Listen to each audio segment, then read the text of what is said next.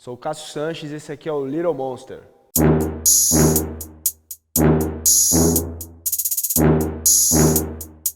Nossa convidada de hoje é jornalista, escritora, mãe de 3 meninos e atleticana, Bárbara Soalheiro. Oi, Bárbara. Tudo bom? Obrigado por ter vindo. Eu que agradeço. Você é de Minas, Bárbara? Sou de Minas. E atleticana? Exatamente. Meu pai é atleticano, assim, tem tatuado no pescoço Sério? o galo no céu e na terra. Então ele é atleticano mesmo, Esse né? nível de atleticanismo que eu fui criada, sabe? Você gosta de futebol? Eu gosto de futebol. Ou mais pra agradar ele? Não, cara, eu gosto. Eu gosto de ter sido criada assim, indo no estádio, sabe? Legal. Tipo, essa tensão no É uma estádio, emoção, né? Você veio de Minas pra São Paulo. Depois que eu me formei em jornalismo. E como foi essa experiência? Cara, eu vim pra trabalhar na Abril, assim, tinha um curso Abril de jornalismo, então vim e, cara, foi massa. Achei São Paulo, assim... No começo, eu sacava tão pouco São Paulo que 100% dos lugares que eu tinha que ir, eu tinha que passar na frente do prédio da Abril. Tipo, eu sempre passava, só Se basear pra cima. caminho pra qualquer lugar que eu ia, eu passava naquele prédio. Mas, puta, no final das contas, acabei me apaixonando, casei com um paulista, tenho 3 filhos corintianos hoje em dia. O vovô gosta? Para decepção do vovô. Mas foi isso, São Paulo muito me pegou, assim, e daí nunca mais. E aí da Abril você foi pra Itália? É isso, passei uns 4 anos na Abril, fiz curso Abril em 2003, daí fiquei até 2008, fui pra Fábrica, que é um centro de comunicação que a Benetton tem na Itália, num lugar bem bonito, assim, Treviso, que é perto de Veneza. Lá eles faziam uma revista que chama Colors, que era a revista meio da, assim, quando eu tava na faculdade, era a revista mais legal do mundo, na minha visão, e eu acabei indo trabalhar lá, abandonei o jornalismo. E o que você trouxe lá dessa experiência pro seu trabalho hoje em dia? Tem 2 coisas. Um é um lugar que você fica muito em contato com você mesmo. Então, apesar de ser assim, tem referências do mundo inteiro, tem uma biblioteca lá que tem todas as revistas, tudo que você imaginar. E a gente acessava pouco, é interessante, porque era um lugar bem assim de entender o que só você tem para fazer no mundo. Assim. Para mim, pelo menos, foi um pouco essa experiência, a fábrica. Então, acho que a Mesa, que é o projeto que eu tenho hoje, né, a empresa que eu tenho hoje, nasce bastante, assim, é difícil dizer, né, uma coisa que vai recolhendo referências de todas as minhas experiências, mas ali é bem importante. E tem uma coisa ali que era muito multidisciplinar, você trabalhava com gente de muitas áreas diferentes, então tinha os moleques de tecnologia, os caras de design de objetos, design gráfico, então fotografia, era tudo bem misturado, assim, e a Mesa tem um pouco disso de reunir um time bem multidisciplinar para resolver problemas. Foi assim que nasceu a Mesa? Da onde veio? É difícil, assim, né, traçar exatamente o momento que nasce. É um mix, né, de várias ideias. Tem uma coisa que é assim, eu sou mineira, então essa onda de ao redor da mesa, de almoçar, jantar, né, esse lugar onde você come, bebe, se diverte com seus amigos, com sua família, sempre foi muito presente na minha vida. Eu sempre gostei muito dessa coisa ao redor da mesa. E aí eu sempre gostei muito de trabalhar também, então uma mesa é uma junção, assim, desse formato, que é muito prazeroso, mas também que a gente muito focado em resultado, então trabalha-se muito. Acho que a Itália, nessa temporada na Fábrica, tem muitas coisas que eu entendi ali, assim. Então, por exemplo, essa coisa de que você tem que resolver os problemas com todo mundo que você precisa, que é uma obviedade. Você fala, não, eu tenho um problema para resolver, o pensamento da mesa então vamos reunir 100% das habilidades, 100% do conhecimento que você precisa. Porque é bem óbvio, todo mundo ouve e fala, claro, mas na maior parte do tempo você não faz assim, na maior parte do tempo você tem um problema e você fala, não, vou usar meu time para resolver isso. Então, isso assim, de falar, cara, vamos achar todo mundo que eu preciso, não importa onde as pessoas estão, não importa no lugar no mundo onde elas estejam, acho que um lugar ali da Fábrica bem forte. E o que é exatamente a Mesa? A Mesa é essa, cara, engraçado, porque é difícil a gente se definir, assim, alguns dos nossos clientes chamam a gente de consultoria, tem os outros clientes que quando o problema é de comunicação chamam a gente de agência, assim. A gente, na verdade, fala que a gente faz mesas de trabalho, mesas perfeitas de trabalho. Então, pra gente são 2 lugares que a gente olha. Um é um foco muito grande em resultado, a gente é muito assim, agressivo mesmo com as promessas que a gente faz e com o cumprimento dessas promessas. E a outra coisa é só trabalhar com gente talentosa e apaixonada pelo que faz. Então, o que a gente faz é recebe um problema, reúne o time perfeito. Esse time, em geral, tem gente de dentro da empresa que trouxe o problema e de fora, então, do mercado. A gente acha pessoas no mundo inteiro. Uma ótima fórmula, hein? É legal, é bem legal. E você escreveu livros também? escrevi, essa brinca minha vida antes da mesa, porque a mesa hoje realmente ocupa, a mesa e meus 3 filhos ocupam o resto do meu tempo inteiro, né? Então sobra pouco tempo para escrever. Mas dessa época de jornalismo, assim, eu fiz uma matéria para uma revista irmã da Super Interessante, que era Aventuras na História, e o Marcelo Duarte, que é o editor da Panda Books, o cara que escreveu o Guia dos Curiosos, ele leu e falou, cara, vamos fazer um livro. Foi massa, escrevi esse livro que chama Como Fazíamos 100, ganhou um prêmio Jabuti em 2006 e depois virou leitura obrigatória em toda a escola do Brasil, assim, um programa do governo federal, então é um livro que me deu muito orgulho. Que legal. É legal. E que história é essa de que trabalhar é melhor do que estudar? Trabalhar é bem melhor que estudar. Concordo. Não, a mesa nasce um pouco... Quando eu fui pra fábrica, teve isso, assim, até que é antes da fábrica, mas o Sérgio, que hoje é meu marido, era meu namorado na época, ele pensou que todo mundo pensa quando, né, seu companheiro vai trabalhar fora, que é tipo, vou aproveitar pra estudar alguma coisa, assim, né, um clássico. E a gente ficou olhando vários cursos que ele podia fazer, só que, cara, nenhum curso parecia mais legal do que o trabalho que ele tinha na época, que era editor da Super Interessante. E aí foi esse momento, foi bem importante, assim, pra entender, cara, o melhor jeito de aprender uma coisa é você trabalhando mesmo, né, não sentando numa sala de aula e ouvindo uma pessoa falar de exemplos perfeitos, situações hipotéticas. Eu até tenho um amigo que é um grande professor de História da Arte e quando eu falo isso ele fala, não é pra tudo que funciona assim, e de fato eu acho que ele tem razão, tem coisas que a sala de aula, esse formato funciona, mas para as coisas, principalmente quando a gente está falando de inovação, quando você está falando de um mundo que, né, não tem mais fórmula pronta, não tem mais só um benchmark que você vai lá e pode copiar, essa história de você ter um tempo, espaço para testar uma ideia, me parece o melhor jeito de aprender. Deixa de ser um estudo a prática, né? É muito, a gente fala até hoje quando a gente faz mesas com empresas grandes, assim, que eles não estão focados no aprendizado, mas tem um aprendizado muito grande quando você resolve praticar, né, que você deve fazer. Como vocês passaram as mesas independentes para as mesas de empresa? Então a gente começou muito focado nessa coisa de aprender, muito focado nos projetos de educação que a gente faz hoje em dia ainda, que a gente chama de mesa independente, que é quando as pessoas pagam para trabalhar com uma pessoa, que é bem louco, assim, porque a crença maior é melhor que você ouvir uma pessoa falar numa conferência, aí você fica super inspirado, mas assim, é só quando você trabalha com ela que você realmente aprende, você vê onde ela investe energia, né, como toma decisão, métodos, né? Exatamente. Então a gente nasce desse lugar e a gente fazia só essas mesas, e aí as pessoas pagam para participar. E aí depois de 1 ano e meio a gente rodando esse modelo, a gente tinha certeza que funcionava, porque também no começo era uma intuição, assim, que se você reunisse as pessoas certas, em 5 dias você conseguia resolver qualquer problema, era um pouco uma intuição. E aí depois de rodar 1 ano e meio esse formato que era só as independentes, a gente falou, não, funciona mesmo,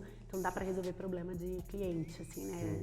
E aí foi isso, a gente desde 2013 a gente faz, e aí hoje em dia a maior parte do nosso volume de mesas é mesa para clientes, assim, mesa sob demanda.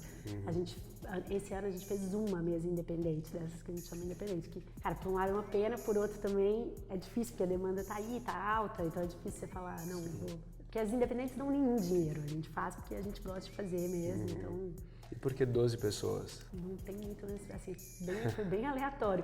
Eu lembro que no começo era assim, cara, quantas pessoas dá pra pagar e fechar essa conta, break-even, assim, sabe, não perder dinheiro, não vai ganhar dinheiro, mas não vai perder dinheiro, então era isso, 12 era... Mas tem um amigo meu que tem uma piada muito boa, porque essas mesas independentes, elas começam normalmente numa quinta e terminam numa terça, então são 6 dias. E um dia ele falou, cara, 12 pessoas, um líder, trabalha 6 dias e descansa no 7º, já vi esse negócio. Então tem essa piada aí de que 12 é o número simbólico, mágico. E boa. Acho que foi um pouco por isso. Produção, de novo não. Putz, tem uma pegadinha aqui que eu aperto o botão e é segredo pra todos nós. Ai, meu Deus. Só pra todos nós dois. Entendi.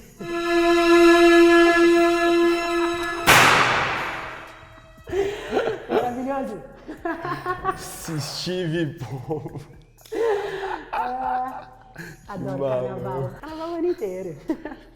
Qual a mesa mais bacana?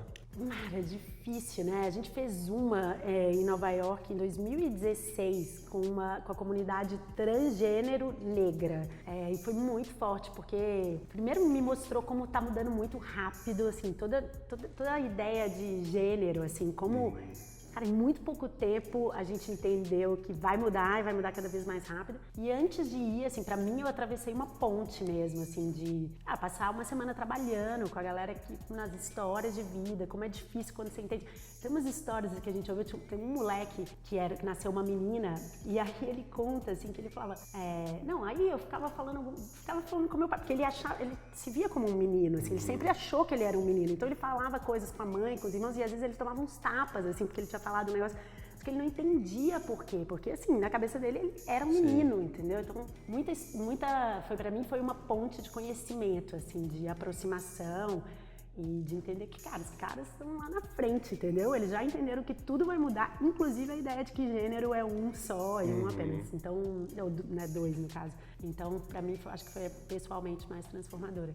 Mas eu gosto muito de fazer mesa, então todas as muito comerciais, assim, não importa se é uma coisa assim, posicionamento de uma marca, sei lá, X, assim, que às vezes pode parecer menos, né, interessante do que... Mas como sempre a gente monta esse time de gente muito talentosa e apaixonada pelo que faz, que acho que talvez seja a coisa que eu mais curto. Independente do que você faz, assim, se você é muito apaixonado pelo que você faz, é muito legal. Tá no caminho certo, né? Exato. Então, eu gosto de quase todas. E qual a mesa que você gostaria de fazer, a mesa dos sonhos? Dos sonhos, Elon Musk. Quando ele falava, Bárbara, a gente está precisando aqui desenvolver um novo foguete. Eu acho que a gente tem uma coisa assim, de sonhar bem alto mesmo. A gente sente que a mesa é um método muito, muito eficiente, porque é muito simples, faz muito sentido. É assim, reúne as pessoas que você precisa, trabalha em 5 dias e dá pra resolver qualquer problema. Então, a gente tem sonhos bem agressivos, assim, de pensar... E essa coisa de aplicar o método também para problemas do mundo real, assim, é uma coisa que a gente tem muita vontade. Não é tão fácil, porque tem uma coisa que muitas vezes, né, os problemas do mundo real, eles também têm uma complexidade muito grande de agentes envolvidos para você realmente conseguir destravar alguma coisa. E aí, como por uma mesa existir, a gente tem que garantir 100% do conhecimento e 100% das habilidades ao redor daquela mesa. Então é um negócio que dá trabalho, assim, até a gente já tem um ano mais ou menos que a gente falou, cara, toda vez que se alguém trouxer um problema real, assim, a gente faz uma mesa de graça, assim, e aí no começo a gente achava que ia fazer uma por ano, assim, até um dia uma amiga falou, cara, se você fizer uma na vida, já tá valendo, entendeu? E acho que é um pouco isso, assim. Mas tem esse chamado aberto aí para problemas, se alguém tiver com um problema assim, muito estrutural, assim, do mundo, do Brasil, do mundo, a gente está aberto para resolver. E como foi a mesa com o Kobe Bryant? Kobe Bryant. A melhor história da mesa do Kobe é assim, eu tenho um irmão que tem 18 anos hoje, ele tinha 14 quando a gente fez a mesa com o Kobe. E ele nunca teve nenhuma paciência de ouvir o que eu fazia na mesa, esse negócio aí que minha irmã faz. Então um dia eu liguei pra ele e falei, cara, vou fazer uma mesa com o Kobe Bryant. Aí ele falou, tá bom, agora me explica o que você vai fazer. Quero entender agora. Quero entender. Cara, foi foda porque, né, é o Kobe Bryant e o cara tem uma aura mesmo muito louco. Mas o Kobe sempre teve vontade de fazer com que esporte seja um caminho para crianças em situação sob risco, assim como, né, nas favelas do Brasil, por exemplo, ser uma alternativa a outras práticas como o tráfico, por exemplo. Então, ele um dia falou, o Lourenço Bustani, que é o fundador da Mandala, enfim, encontrou com ele num evento da Nike e eles falaram disso e aí, o Lourenço falou com o Martin, a gente agilizou esse esquema de que a gente foi para Los Angeles, trabalhou com o Kobe no dia 1 e apresentou para ele, e a ideia era essa, uma estrutura de business mesmo, em que ele pudesse investir, ajudar mais crianças a fazerem esporte, sem isso ter o ônus, assim, o peso que uma ONG costuma ter. Então tem um problema muito grande, que é até um problema geral dos grandes esportistas, assim, que querem deixar um legado, porque ter uma fundação, ter uma ONG é caro estruturalmente. Então muitas vezes você está usando 60% do dinheiro arrecadado para manter a estrutura.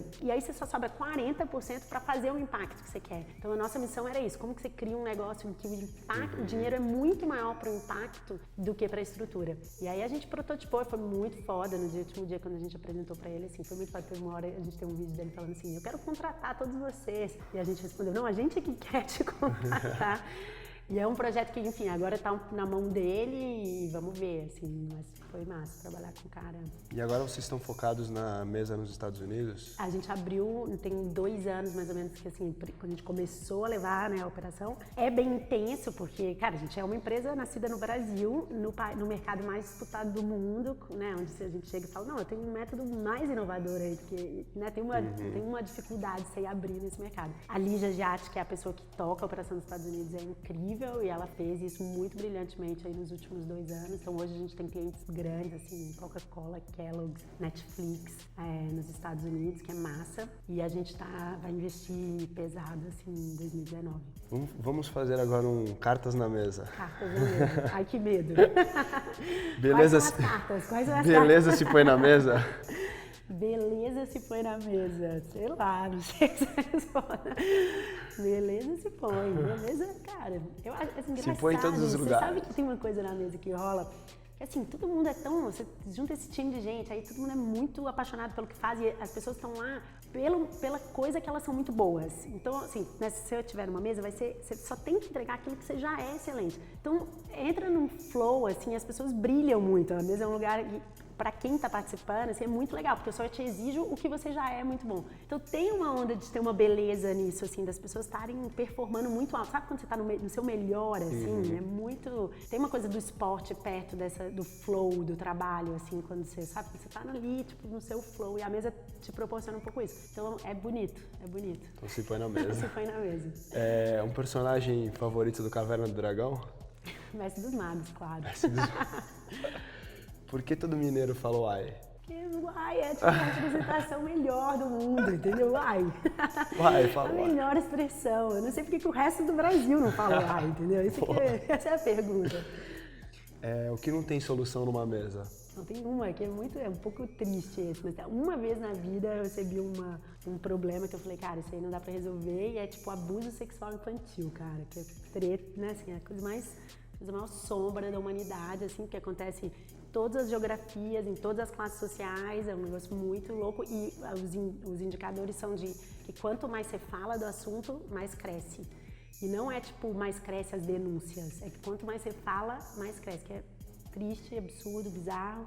Então esse aí é um que eu não resolvo. E os cavaleiros da Távola Redonda foram os primeiros cases da mesa bem sucedido? Não, cara, porque é muito louco. A gente não é uma mesa redonda. A mesa tem, até quando eu falei assim, definir, esqueci de uma parte muito importante, que é assim, a nossa fórmula é um líder na cabeceira, um grupo com todo o conhecimento e as habilidades que você precisa e uma missão para ser resolvida em 5 dias. Mas liderança é uma coisa muito importante pra gente na mesa, então é sempre retangular. Toda mesa é retangular, tem que ter cabeceira. Tem que ter alguém ali pagando a conta, entendeu? Tem que ter, né? Tipo assim, segurando a responsabilidade, tem que ter. Legal, muito obrigado, Bárbara. Obrigada a você, viu? Foi ótimo. Sucesso. Valeu. Essa foi a Bárbara aqui no Little Monster.